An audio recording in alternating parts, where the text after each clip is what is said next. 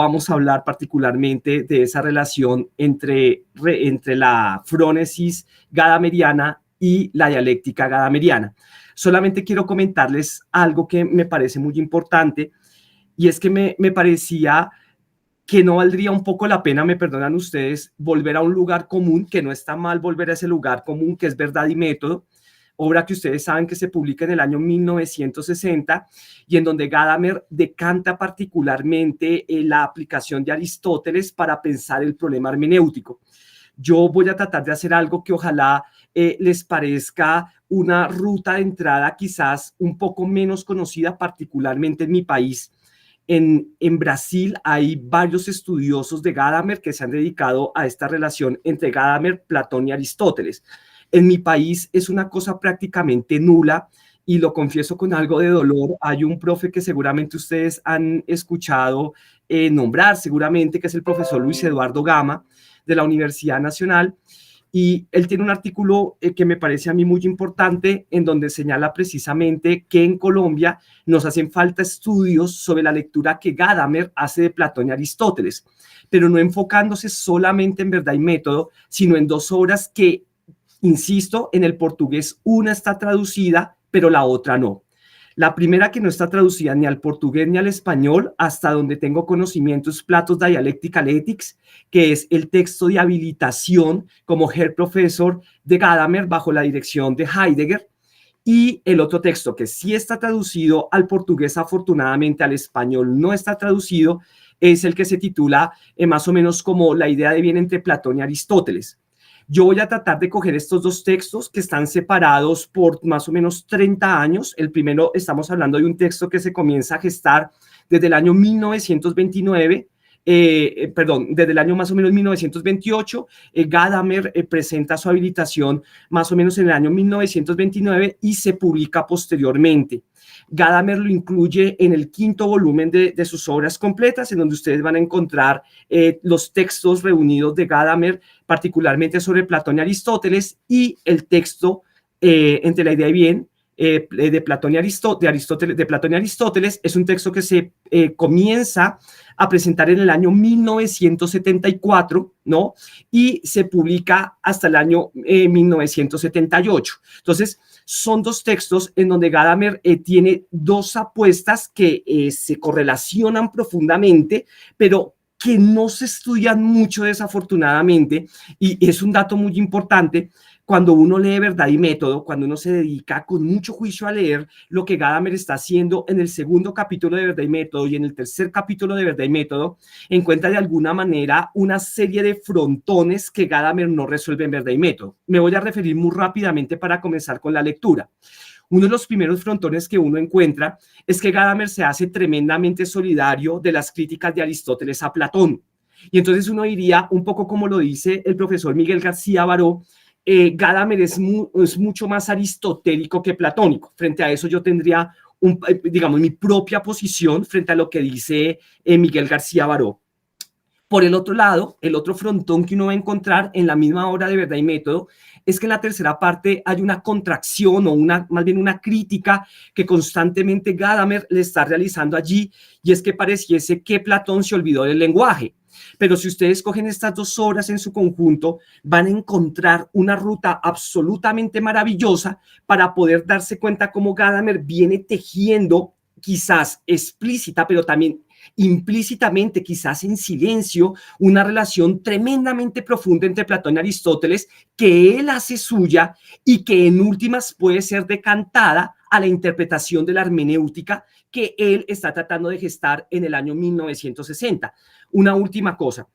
Ustedes saben que generalmente también se ha dicho que hay como tres Gadamer, ¿no? El Gadamer dedicado al problema propiamente griego, el Gadamer que se dedica al problema de la hermenéutica, y por el otro lado un Gadamer que al final de sus días comienza a preocuparse por otro tipo de asuntos, como la técnica, como el problema de la cultura, un poco más acercándose al problema de la retórica. Por cierto, que nunca finalmente logró llevar a cabo la realización de su texto sobre la retórica, no lo quedó debiendo, que hubiese sido absolutamente importante, porque finalmente él no desarrolla ese proyecto.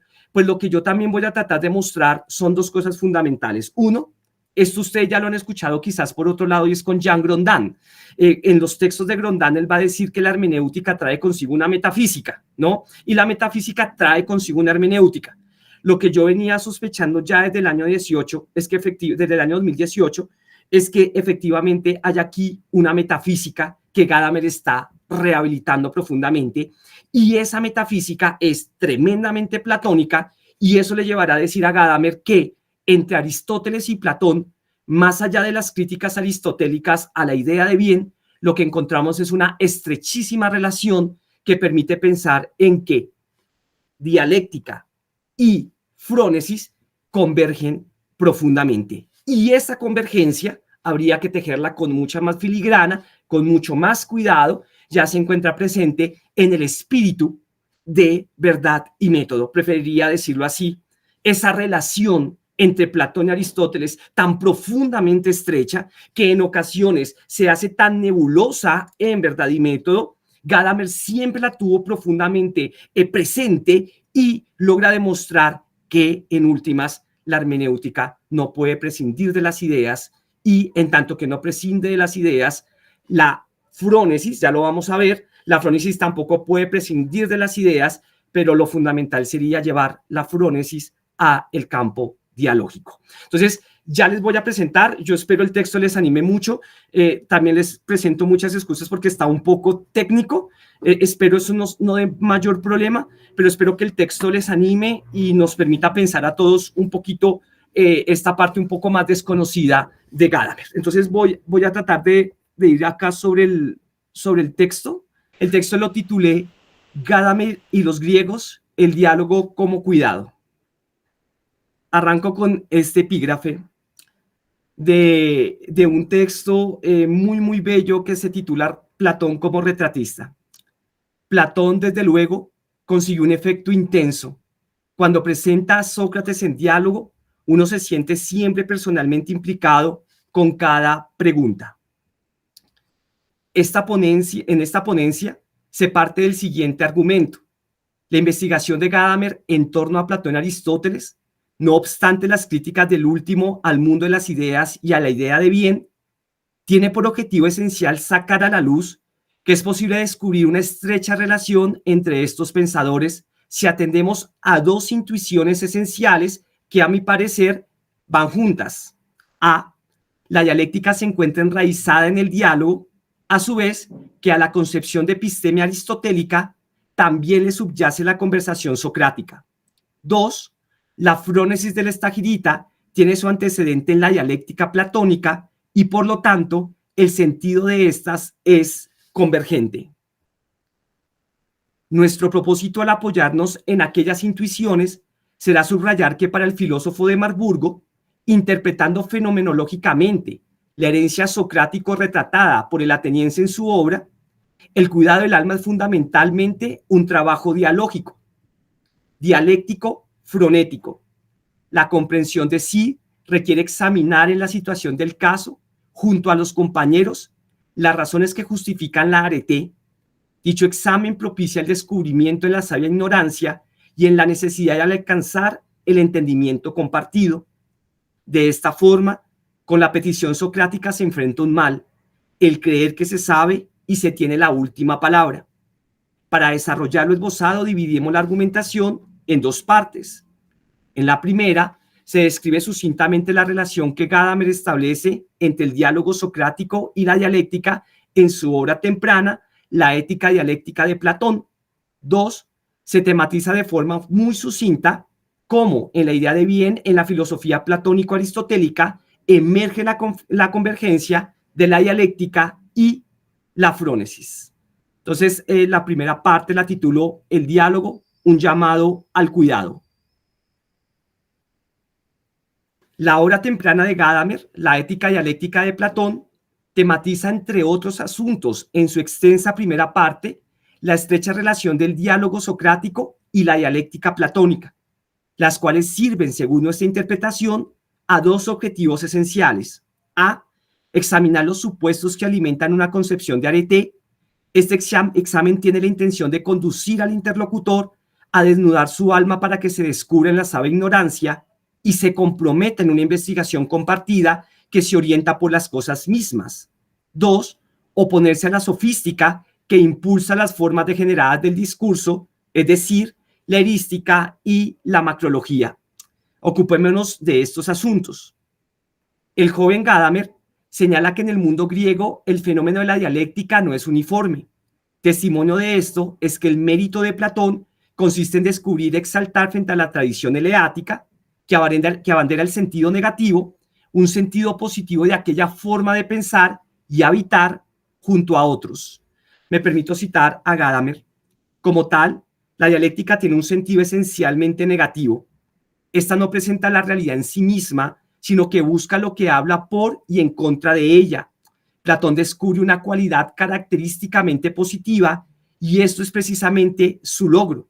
A esto le corresponde encontrar una aplicación universal a cada logos. El hecho de que una sola criatura, por ejemplo, un ser humano, pueda ser abordado como tal y como tal en muchas maneras con respecto a su color, figura, magnitud, carácter y así sucesivamente, lo convierte en muchos, pero no ponen en cuestión la posibilidad de abordar una entidad como algo. Más bien, esto nos pone a la tarea de dar una justificación positiva de la posibilidad de abordarlo, por el hecho de que esta capacidad del logos de multiplicar lo uno es una capacidad positiva mostrada por el hecho de que el logos permite a la gente alcanzar el entendimiento compartido. En esta declaración se revela algo central. La constitución del mundo de la vida es para el joven Gadamer en el logos. Es este el que posibilita y sedimenta la existencia compartida. En efecto, la raíz íntima que vincula al diálogo socrático y a la dialéctica es que propician que los participantes de una discusión consigan ponerse de acuerdo en medio de la multiplicidad. La multiplicidad no es un obstáculo para el entendimiento mutuo si ésta se congrega en torno a las cosas mismas. En este sentido, el joven Gadamer sostiene decididamente, cito, que la dialéctica vive del poder de lo dialógico convertido en entendimiento desde el entendimiento de los otros, quienes van juntos, y es sostenida a cada paso de su camino al asegurarse del acuerdo del compañero. Fiel a dicha concepción, el pensador de Marburgo insiste en señalar que la dialéctica enraizada en el diálogo auténtico se distingue de las demás técnicas de disputa que ganan su fortaleza o bien al ser irrefutables, es decir, porque imposibilitan el cuestionamiento riguroso o porque son un arma para silenciar a los compañeros y excluirlos de la búsqueda compartida. En contraste, el diálogo socrático es fuerte en tanto que permite ordenar las voces y someterlas a una evaluación guiada por el asunto en cuestión, con lo cual el objetivo al dialogar no versa en declarar la superioridad de unos sobre otros, ni mucho menos en la refutación injustificada. Nosotros, con lo anotado hasta este punto, podemos apreciar ahora brevemente el complejo rasgo, denominémoslo epistemológico del diálogo socrático. El logos genuino mienta las razones o causas, o lo que es igual, cito, el logos es el concepto por excelencia de los conocimientos humanos reflejados en el lenguaje y transmitidos a través del lenguaje. Y este concepto de logos determina desde un primer momento el concepto griego de ciencia. Cabe subrayar que este mentar no obedece a una disputa sin reglas donde cada uno va diciendo lo que se le ocurre. Al contrario, aquel responde a una forma lógica estilizada presidida por la retracción de esta ocurrencia particular y por la atención exclusiva a la manifestación de las cosas mismas. Refinemos esta idea un poco más. La investigación compartida impone a sus participantes el asumir como condición sine qua non que todo planteamiento tome el carácter de una hipótesis referido a un mismo horizonte. Entonces, al aceptarse este imperativo metodológico, el intercambio de razones se hace no por mor de sí mismo, sino para lograr el entendimiento mutuo de las cosas. Por el contrario, rechazar esta indicación representaría la pérdida de la conversación, porque quedaríamos cegados por el deseo soberbio de tener la última palabra y conquistar aparentemente un aire de comunalidad, aunque realmente mostraríamos indiferencia ante la temática misma y la posición de los demás. Escuchemos a Gadamer. el diálogo socrático en sí mismo tiene una uniformidad. Este incorpora por primera vez aquello que distingue fundamentalmente el logos de la ciencia, que es un discurso que exhibe los hechos de la cuestión en una secuencia lógica. Ahora preguntamos, ¿cuál es en última instancia el logos que los interlocutores pueden admitir que hace justicia a las cosas mismas y sirve al propósito de fundar el acuerdo genuino? Vayamos a la presentación del elemento substancial que concreta la búsqueda del pensamiento dialéctico que el joven Gadamer denomina, de la mano del Fedón de Platón, en el cual se emprende el giro a lo logoi, hipótesis de Leidos. Esta hipótesis, describámosla brevemente, tal y como lo indica García y de la Pele, es la respuesta auténtica a la petición de Sócrates de desvelar qué es la cosa. En aras, por tanto, de establecer este logos, es necesario que en el diálogo, precisamente cada logos sea visto como eso, una hipótesis. Es decir, la evaluación socrática hace suyo que todo logos debe ser examinado, poner a prueba su pretensión última, es decir, fundamentar el acuerdo entre los hombres.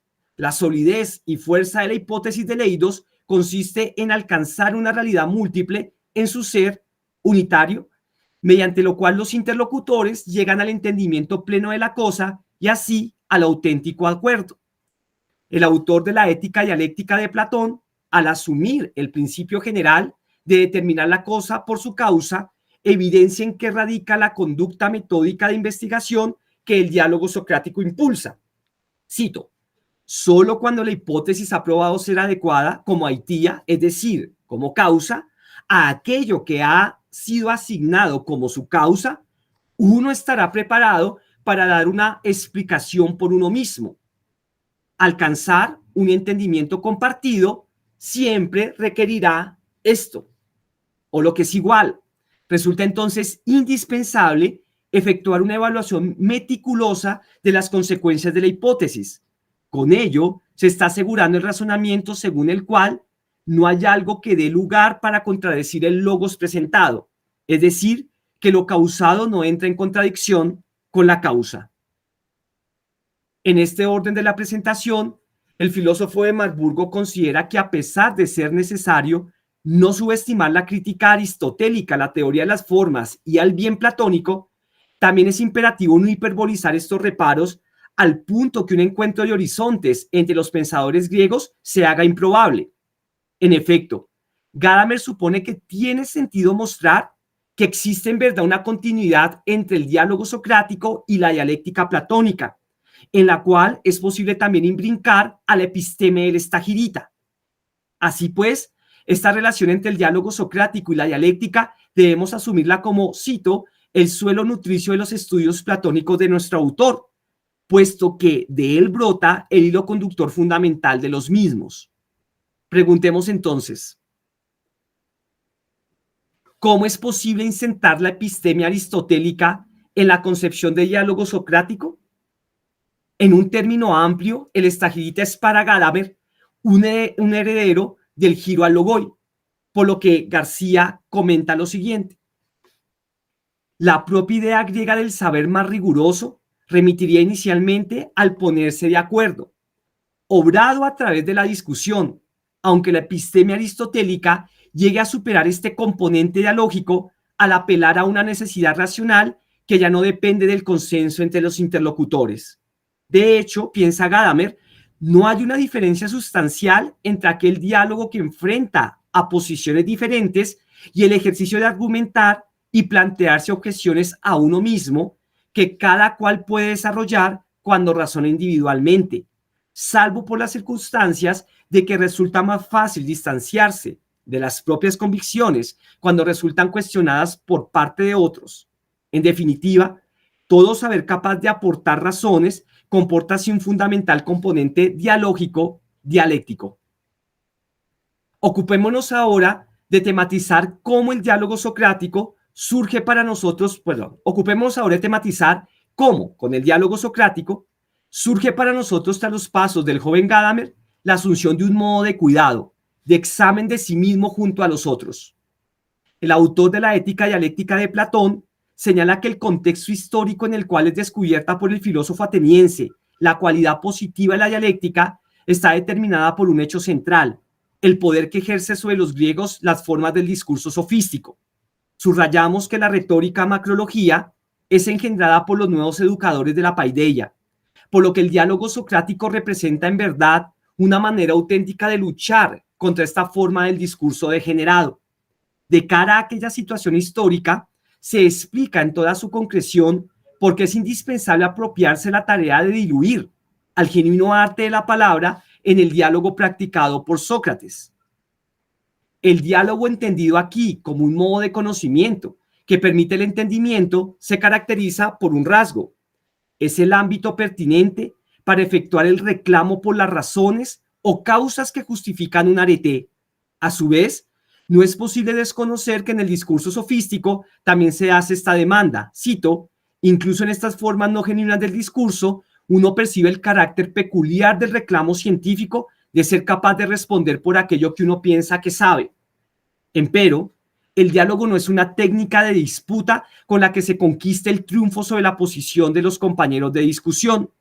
Con esto queremos decir que la demanda por el conocimiento en la forma del diálogo, al ejecutarse positivamente, no es ni igual ni reducible a la forma en la que lo hace la sofística. Lo esencial para Sócrates es que el examen del conocimiento siempre esté orientado y sujeto a la temática en cuestión. El pensador de Marburgo insiste en que, sin lugar a dudas, es la experiencia de entrar en el diálogo la forma genuina de exigir a los interlocutores que se hagan responsables por lo que creen saber. Para nosotros, es de vital importancia resaltar que esta demanda por responsabilizarse de lo que se sabe, petición que es imposible eludir desde el mismo instante en que se entra en la conversación, es ya una forma de cuidado. Es decir, solo ingresando al ámbito de la palabra es posible identificar aquello que impide que alcancemos el entendimiento de esto que somos. A través del diálogo se descubre el mal que nos aqueja. Los hombres nos encontramos profundamente convencidos de saber la naturaleza del arete, la justicia, la valentía, el amor, la amistad, la sofrosine, el bien. Y este convencimiento, que casi nunca es examinado en sus fibras, teniendo a la vista las cosas mismas, se vuelve nocivo, perjudicial, porque oscurece e impide el entendimiento auténtico que el Dasein busca en su existencia. Sócrates, vigilante respecto a esta situación, se encamina a formular preguntas sobre el arete que tienen el rasgo de poner en vilo directamente al Dasein. Es decir, la labor de cuidado inicia con la pregunta auténtica que abre y dirige el pensar hacia el bien de uno mismo. Por ejemplo, si se nos cuestiona sobre qué es la justicia, que al iluminar la vida de un hombre lo hace justa, el interrogante no es ajeno a los compañeros de conversación. Está dirigido para que se examine críticamente en lo que cree saber. Incluso en los casos en donde el interrogante no apunta directamente a la virtud, sino al conocimiento que se tiene sobre cualquier otro campo, en esto también se ve comprometido el autoentendimiento, pues uno cree que posee lo que es bueno.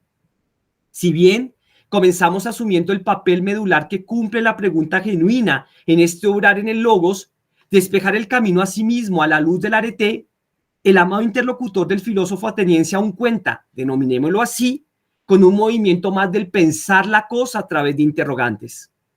A juicio del joven Gadamer, cito, Sócrates conduce la conversación como un esfuerzo de refutación, pero al mismo tiempo, a través de esta refutación, aquello que es buscado se pone al desnudo, se vuelve posible ver aquello que las explicaciones refutadas deben ser.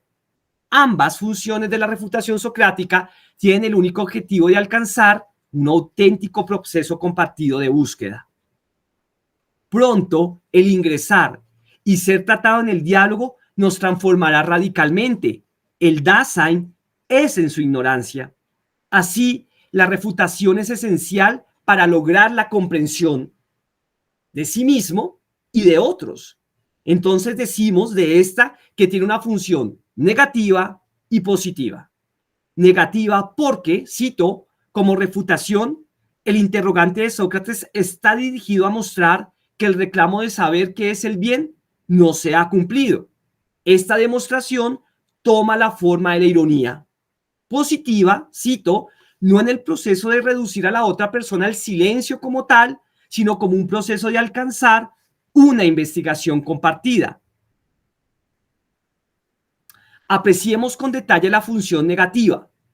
Gadamer señala que la ironía consiste en aproximarse a los interlocutores que participan de la conversación de un modo singular, en tanto que los hombres creen estar convencidos de ostentar un conocimiento superior que sirve para la contradicción de los demás. Sócrates, cito, en una inferioridad ahí aparente, se muestra como alguien que no logra conocerse a sí mismo, asume el rol del que no sabe. El autor de la Ética dialéctica de Platón nos invita a pensar que la ironía socrática emerge en el discurso como una forma de demostrar el reclamo por el conocimiento de Arete, que no es cumplido adecuadamente, para lo cual nos remite, por ejemplo, al Protágoras, que sería un ejemplo de ironía en el 329 BC. Ahora pues, Protágoras, dice Sócrates, me falta muy poco para tenerlo todo, con tal que me contestes a lo siguiente. De la virtud afirmas que puede enseñarse y yo te creo más que creería cualquier otra persona. Pero hay algo que me es extraño en tu discurso. Cólmame este vacío en mi alma. Es ahora relevante no perder del horizonte las expresiones que constituyen sutilmente la demanda de Sócrates. La ironía aparece desde el instante en que se acepta que la pretensión de conocimiento es satisfecha felizmente o adecuadamente por el interlocutor. Yo te creo más que creería cualquier otra persona. Prosigue el diálogo e inmediatamente se demanda información suplementaria, a excepción de un detalle mínimo. Algo queda sin ser interpretado, pero hay algo que me es extraño en tu discurso. Cólmame este vacío en mi alma. Gadamer, teniendo a la vista esta forma de procedimiento, indica que la refutación de Sócrates empieza no como una refutación, sino como una petición o una demanda por más información. En este sentido, si la demanda por más información, cito, no se materializa de una forma satisfactoria, la tesis en sí misma no deja de afectarse por esto. En cambio, esta pretensión de ser adecuada a los hechos es inmediatamente refutada. Con lo dicho hasta este momento, vemos con más claridad cuál es la pretensión del amado interlocutor del ateniense al valerse de la refutación. Pretensión que para nosotros es un llamado al cuidado, por supuesto, al cuidado del alma. No obstante, debemos enfrentar el análisis de una difícil cuestión. Sócrates utiliza sus propias armas sofísticas para realizar el objetivo de liberar al otro y emprender una búsqueda compartida. Cabe preguntarnos ahora, ¿hemos mentido y en realidad nuestro filósofo es inauténtico y solo quiere confundir a sus interlocutores? Resaltemos que la refutación es benéfica si es practicada por un dialéctico genuino. En contraste, para el hombre inauténtico, las trampas lógicas son el medio para simplemente enredar al compañero de diálogo y alzarse con la victoria. Es decir, cito, la práctica de una refutación sistemática y vacía de todo contenido equivale a lo que nosotros conoceríamos como erística o refutar por refutar. Sócrates, en efecto, se sirve de sus estrategias sofísticas, pero su objetivo no es el mismo. Dice el joven Gadamer, el objetivo de la refutación es absolutamente el único motivo en el proceso, llevar al oponente a garantizar la validez de una tesis, cuyas consecuencias prueban que son incompatibles con su propia tesis. Entonces, someter a los sofistas a este procedimiento explica que ellos pueden ser víctimas de sus propias estrategias. De nuevo Gadamer, precisamente porque el ojo del sofista, con sus objetivos agonísticos, no hace explícito ni muestra el sentido al cual está dirigido en cada caso. Cae él mismo como víctima de estas ambigüedades cuando alguien las usa contra él. Sócrates, por otro lado, mantiene su ojo en el tema en cuestión, es decir, en las cosas mismas, incluso en estas circunstancias. justo porque para él lo importante no es la refutación como tal, sino que lo importante sería liberar a su oponente para una investigación sustantiva compartida. Apoyado en estos valiosos hallazgos, puntualicemos ahora en qué consiste la radicalidad de la refutación socrática. Al respecto, el autor de la Ética dialéctica de Platón señala que Sócrates, generalmente, conduce la refutación como un esfuerzo por entender hasta sus últimas consecuencias el razonamiento en su interlocutor. Es decir, contradice al otro sobre la base de sus propias premisas, para lo cual es necesario demostrar que los argumentos que se expresan terminan por ser opuestos a lo que se quiere sostener. Cito, esta es la forma más radical de la refutación. Refutar al oponente sobre la base de las asunciones sustantivas que son bien establecidas por él y que son incompatibles con su propia tesis. Por ejemplo, dice Gadamer que pensemos en el argumento hedonista de Calícles en el Gorgias. Cito, incluso la defensa más radical del hedonismo por parte de Calícles es derrotada por sus propias consecuencias. La tesis hedonista de Calícles involucra ideas que, a pesar del contenido de la propia tesis, necesariamente contradicen al hedonismo. El resultado de la aplicación de la refutación y su efecto solo pueden llevarnos a la siguiente asunción: una prueba de nuestra ignorancia. Esta es la revelación que acontece a los hombres al ser tratados con la palabra auténtica. Vamos con la segunda parte. Entonces, ya hemos presentado, grosso modo, qué entiende el joven Gadamer por dialéctica y en qué sentido, contra todo pronóstico, según el cual Platón y Aristóteles no convergen, particularmente por la crítica aristotélica al mundo de ideas y a la hipostación que supuestamente la dialéctica genera. Lo que Gadamer apuesta es que, sin lugar a dudas, la dialéctica se mantiene, comillas, como un método adecuado para poder tratar el alma de los hombres y, por esta vía, logra demostrar cómo la episteme aristotélica vive del intercambio de preguntas y respuesta socrática, que es el corazón de la episteme griega. Gadamer lo dice muy bonito solo por tratar de enfatizar en ello. Si bien es cierto que Aristóteles prescinde del diálogo, no hay dos interlocutores, un poco nosotros podríamos decir así, se le enseña a los chicos y a las chicas que Aristóteles supuestamente escribió tratados, pero Aristóteles no escribe tratados, ¿no? Emilio Lledó lo dice de forma muy bella: Aristóteles escribe apuntes. Nosotros casi que estaríamos tentados a decir, las obras de Aristóteles son grandes ensayos, apuntes. Y esos apuntes tienen a la base el intercambio de preguntas y respuestas, lo cual obliga a Aristóteles a ser su propio interlocutor y a presentar objeciones a lo que él está presentando como hipótesis de la idea. En ese sentido, Gadamer, de forma muy brillante en Platos Dialectical Ethics, logra demostrar cómo Aristóteles sigue viviendo de ese preciosísimo giro a los logoi que se da en el Fedón. Ahora, asistamos a ver cómo Gadamer hace converger la frónesis con la dialéctica, a propósito de lo que la profe Ocelí me dijo: profe, por favor, habla de la frónesis. Voy a entrar aquí con la frónesis. Espero que la presentación sea para ustedes provechosa. Es el momento de abordar sucintamente en qué sentido para Gadamer, a pesar de las críticas del estagirita a su maestro, es posible afirmar que existe una convergencia entre el sentido de la dialéctica y el sentido de la frónesis. Resaltamos que el germen de la convergencia puede detectarse en cierta medida en la ética dialéctica de Platón, si se acude a la lectura fenomenológica del Fileo, que en esta obra se emprende.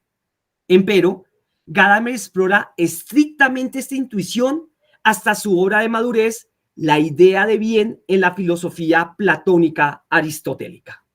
En efecto, esta investigación se caracteriza, de un lado, porque a diferencia de la ética dialéctica de Platón, no está estructurada en un lenguaje fenomenológico.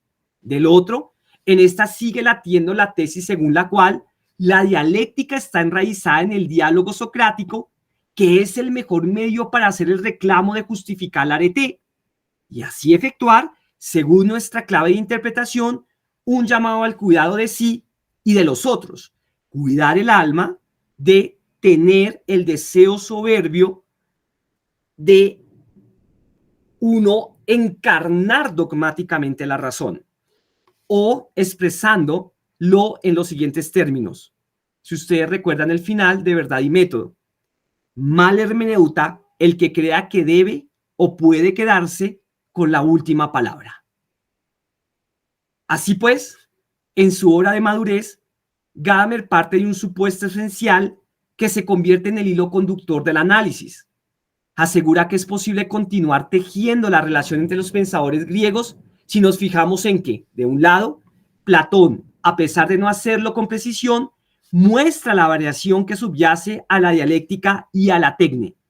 El arte dialógico aplicado por Sócrates en el ámbito de la lección moral no es enseñable, sino un modo de ser, en griego, exis, razón por la que no es acorde en toda su extensión con el conocimiento del tecnités, que en contraste es enseñable y aplicado a la producción de las cosas. Entonces, no es extraño que el ateniense llame a la dialéctica frónesis. De su parte, Aristóteles hereda el camino de su mentor, pero su objetivo va un poco más lejos, verse enmarcar con suma minuciosidad conceptual que la razón práctica frónesis, al igual que la dialéctica, no es enseñable, así que no corresponde con el modelo de la tecné. En este orden de ideas, tenemos que solo captando la mentada diferenciación, la dialéctica frónesis podría destacarse como el saber acorde con los asuntos éticos y políticos, es decir, el saber indispensable, dice Sullivan, para convivir con y entre otros, iluminados por el agatón, por el bien. Mirando hacia esta dirección, Gadamer insiste en que el saber del bien es ubicado por Platón y el Estagirita en un lugar destacado, lo cual lo lleva a formular que el modelo del conocimiento técnico es insuficiente para comprenderlo. No obstante, dice Gadamer, es significativo que Platón, escuchando el lenguaje tradicional de su época, suscriba a su vez que la tecne, la episteme, la dialéctica y la frónesis están vinculadas. En efecto, encarguémonos de examinar por qué el maestro del Estagirita emplea el término frónesis flexiblemente o en un horizonte abarcador. Esto nos llevará también a ver, poco a poco, cómo se cruza el horizonte, en el horizonte, el sentido de la dialéctica y la sabiduría práctica. Pongamos atención a las palabras del pensador de Marburgo. Cito: lo que Platón llama dialéctica es una especie de metaciencia que se abre detrás de las disciplinas matemáticas descritas aquí como ciencias teóricas puras. Sin embargo, esta ciencia no es llamada dialéctica irreflexivamente. La herencia de Sócrates y su arte del diálogo perduran en esta. En consecuencia, Platón aplica la palabra frónesis, que para Aristóteles caracteriza la virtud de la racionalidad práctica, en un sentido amplio. Y también él puede utilizarla como sinónimo tanto de la tecne como de la episteme. Este uso no pretende que el conocimiento del bien es realmente del tipo del conocimiento que es la tecne. Así que la distinción entre los filósofos griegos se cifra precisamente en este aspecto. Subrayémoslo de nuevo. Mientras el ateniense usa libremente la expresión frónesis, es decir, como sinónimo de la tecne y de la episteme, en contraste, el Estagirita la aplica en la ética a Nicómaco en estricto sentido para mentar la virtud de la racionalidad práctica. Gadamer, en un texto del año 1991, ya traducido al español, no sé si está traducido al portugués, que se titula La pregunta socrática y Aristóteles, pone una vez más a la luz este hecho y evidencia que con la precisión conceptual de la distinción aristotélica se gana en la comprensión del carácter especial de la sabiduría práctica, pero a su vez nos vemos enfrentados a perder lo que Platón nos hereda a través de la lengua. Ahora preguntamos, ¿en qué consiste la relación que Platón da por obvia en el lenguaje entre el saber técnico, la episteme, la dialéctica y la frónesis? La verdadera tecnes en el logos, que elucida las causas razones. El tecnités justifica su acción apoyado nada más que en ellas. O lo que es igual, él está en la capacidad de explicar por qué algo debe ser hecho y por qué debe estar hecho de un modo particular. En paralelo, la dialéctica y la frónesis son saberes de las razones. Es decir, el hombre justifica sus decisiones de carácter moral a los otros sosteniéndose precisamente en el conocimiento de estas. Por lo tanto, que Platón haga un uso amplio del término frónesis, mostrando el lazo que la une con la tecné, no significa bajo ningún motivo que su objetivo sea reducir arbitrariamente las variaciones que envuelven a los modos de conocimiento. Al contrario, él se empeña en destacar que la tecné, a pesar de no ser acorde para comprender el bien, sigue desempeñando un papel paradigmático. El tecnités, el artesano, sabe las razones, causas de la producción de una cosa. En palabras de Gadamer, hay algo que la razón práctica y el procedimiento técnico tienen en común. En cierto sentido es verdadero para cualquier persona que tenga una ciencia o un arte que su conocimiento se base en fundamentos, razones. Esto se mantiene para un médico, un ejemplo del cual Aristóteles es particularmente aficionado, para el matemático y para cualquier persona que pretende tener conocimiento en contraposición a la mera opinión. Identificado el complejo vínculo, preguntémonos, ¿en qué radica pues la diferencia entre lo técnico, la episteme y la sabiduría práctica? Considera García, oyendo lo dicho en la idea de bien en la filosofía platónico-aristotélica, que para descubrir la variación es necesario interpretar las formas en que se dan las razones de lo que se sabe en cada región de conocimiento. El pensador de Marburgo indica, cuando quien está obligado a dar razones, excepto de asuntos prácticos, puede aprovechar un conocimiento general que él ha aprendido, es exactamente el recurso de conocimiento general el que caracteriza la tecné o la episteme. Por tanto, con respecto a estos, Platón habla de un matema, una idea que ha de ser aprendida. De su lado, en el ejercicio de la razón práctica, afirma Gadamer, no se tiene la posibilidad de fiarse del saber general y previamente adquirido para determinar la situación del caso. Empero, el hombre que se encuentra implicado en la trama de la vida se esfuerza por elegir y actuar correctamente, examinando detalladamente aquello que juega en contra y a favor de un curso de acción, sopesando críticamente las opiniones, se aspira a alcanzar una decisión razonable. Así, en el ámbito práctico, dado que todo puede ser de otra manera, que no está restringido por la demostración y la necesidad, el hombre está abocado al cuidado, a deliberar, a preguntarse a sí mismo y a los otros qué sería lo mejor. De esta forma, la frónesis para Aristóteles es esencialmente un saber afincado en el mundo de la vida, saber con el cual, cito a Carlos B. Gutiérrez, damos con el medio justo y logramos la aplicación que hace de lo viable, lo bueno practicable. Es cosa de la práctica que se va adquiriendo en un contexto histórico y social y en modo alguno monopolio de los que se dedican o nos dedicamos humildemente a la filosofía. En esta dirección cuestionemos, ¿acaso la frónesis no se contradice con la dialéctica platónica, que es un saber de las formas, de la idea de bien, separada de la experiencia humana?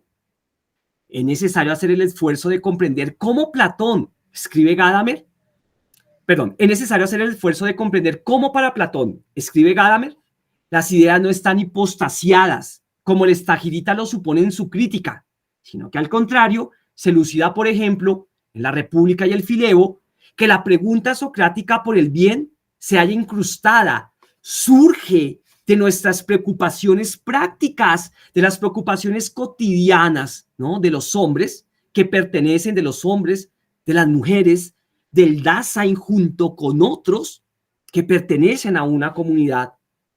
El amado personaje de Platón reclama las razones que justifican la arete mirando la situación concreta de sus paisanos, estableciendo la relación entre el alma de los hombres, la parte y la polis, el todo.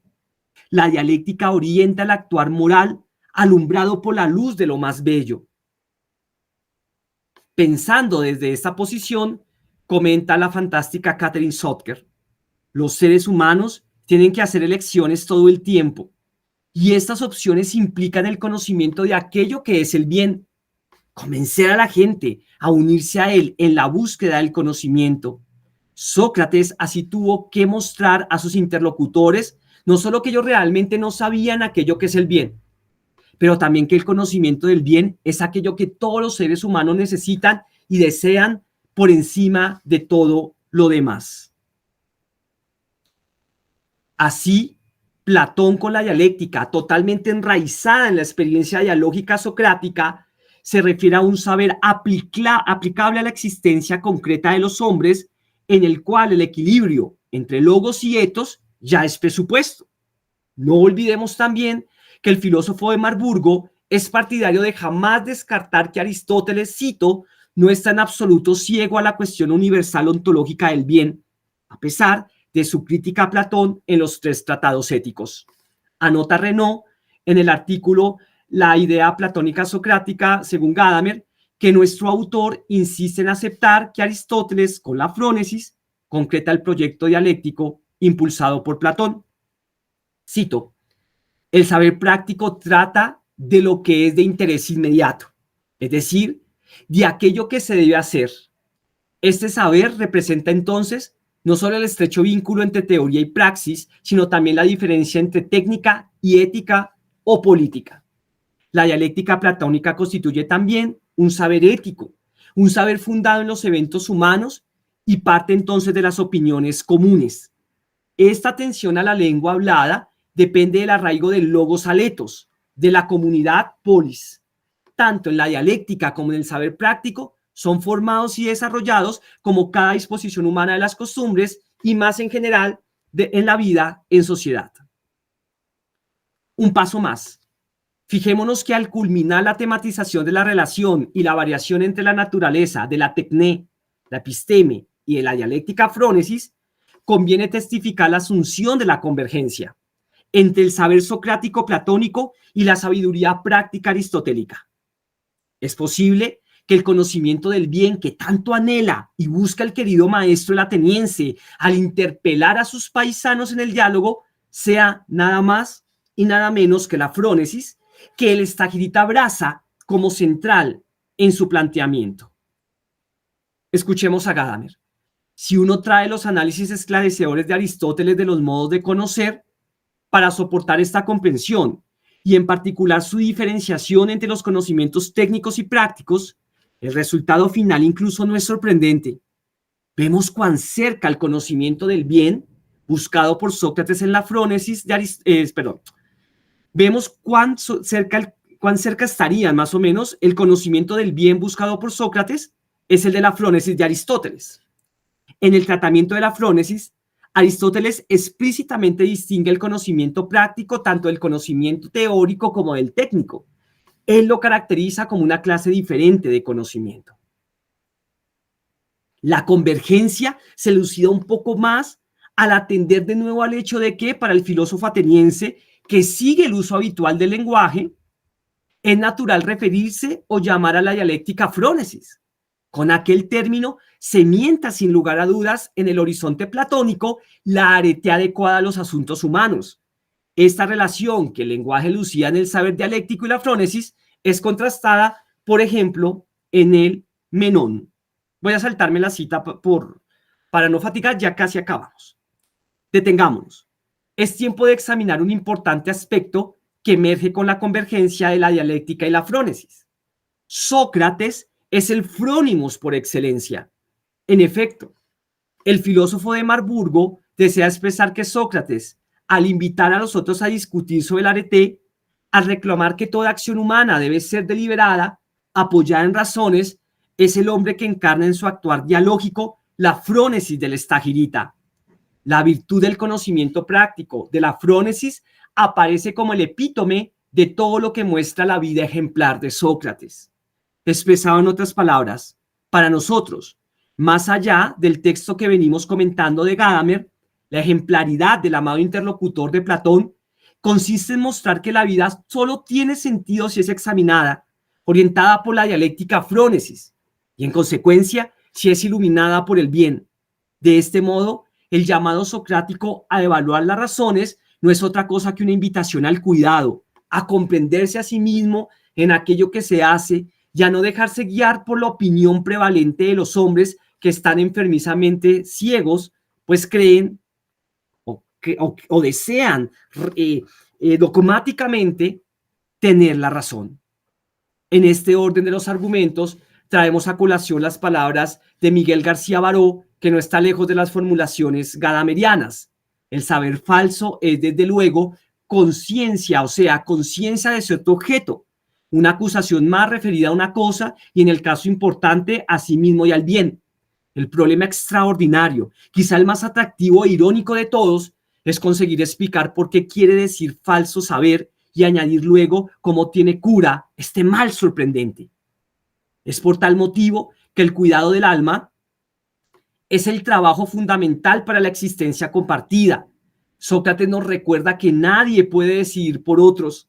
Nos confronta con la finitud de nuestra mirada, merced a la cual cada uno está abocado a su felicidad o desgracia, está abocado a su felicidad o desgracia, a actuar y responder. En este sentido, no hay una técnica que garantice el éxito en deliberar y elegir las mejores razones para existir en armonía consigo mismo y con los demás. Ahora bien, no obstante, para vivir no hay técnica. El hombre puede experienciar el duro camino socrático y ser alumbrado por el bien. Es cierto, todo lo hermoso es difícil. ¿En qué consiste la dificultad? Primero, contradiciendo la opinión natural que va de la misión de comprenderse auténticamente. Es vital reconocer que el autoexamen, la deliberación, el debatir las razones junto a los otros es un empeño infinito por no ser presa del mal de creer que se sabe. El cuidado del alma es un trabajo diario, arduo, es una cuestión en la que se va la vida entera. Por fortuna, este esfuerzo diagnóstico terapéutico es donado para recordarnos que somos mortales y nunca dioses que, encarcelados en el autismo, no necesitan amigos para deliberar. Entonces, por fuerza de la dialéctica frónesis, estamos expuestos a padecer los límites y posibilidades de la condición finita. Erramos, nos confundimos, pero también la apertura a los otros y al mundo de la vida nos provee un horizonte de sentido más amplio y acogedor. Segundo, elegir esta experiencia dialógica deliberadamente puede traer consigo ser odiado y rechazado por la mayoría que impera con sus voces ensordecedoras. Según las convenciones sociales, no es correcto que se cuestionen los prejuicios, que se reclamen las razones que justifican una acción. Y aún así, lo remarca Sócrates, es imperativo arriesgar la vida por el cuidado del alma en la conversación que alimenta la existencia. Al respecto, una cita de Donatella di Cesare, solamente leo la primera línea. Con Sócrates, la filosofía abandona la arrogancia. Ya no presume con la arrogancia de ver las cosas en su inmediatez, sino que, distrayendo la mirada, presta ahora atención a la palabra del otro. Para dar cierre a esta ponencia, subrayamos que nuestra pesquisa descolla en que la concepción de cuidado en Gadamer merece en el fondo una rehabilitación de la razón práctica en la cual confluyen, como pudimos observarlo, el diálogo socrático, la dialéctica platónica y la frónesis del Estagirita. Muchísimas gracias.